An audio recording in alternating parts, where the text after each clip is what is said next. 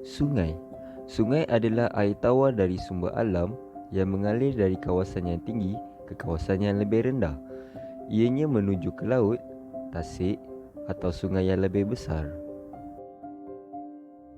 Sungai boleh berfungsi sebagai sumber tenaga elektrik.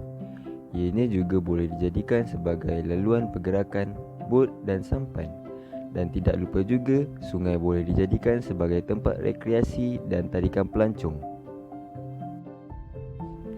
Dan yang paling penting, sungai adalah sumber air minum kepada hidupan-hidupan di muka bumi ini.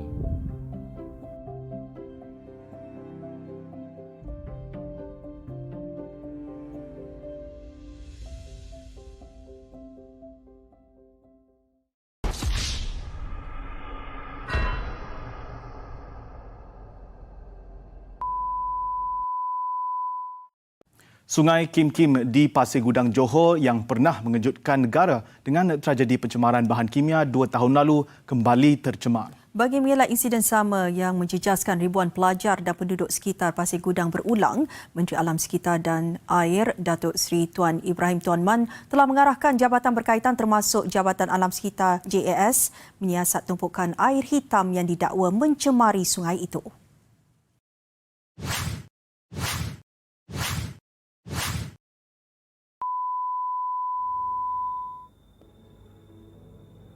Punca pencemaran sungai.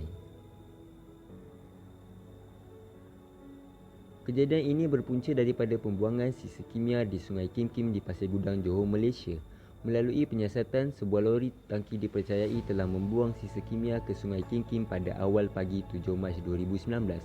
Siasatan mendapati telah berlakunya pembuangan sebanyak 2.43 tan sisa kimia oleh lori tangki di kawasan tersebut.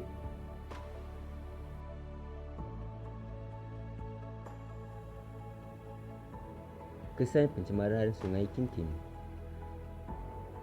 Pembuangan sisa bahan kimia tersebut telah menyebabkan berlakunya pencemaran air dan pencemaran udara di sekitar kawasan tersebut.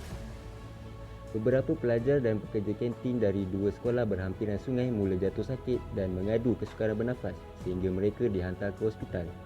Kejadian tersebut merekodkan sebanyak 2,775 orang awam terpaksa menerima rawatan dan 7 orang dirawat di unit rawatan rapi ICU.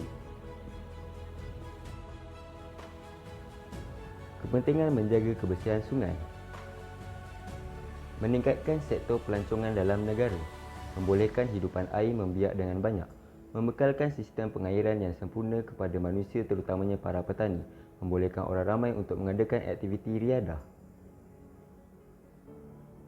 Cara-cara menjaga kebersihan sungai. Masyarakat perlu sedar tentang akibat apabila berlakunya pencemaran sungai. Kerajaan perlu memperkasakan penguatkuasaan undang-undang. Kerajaan boleh mewartakan sungai sebagai pusat komuniti.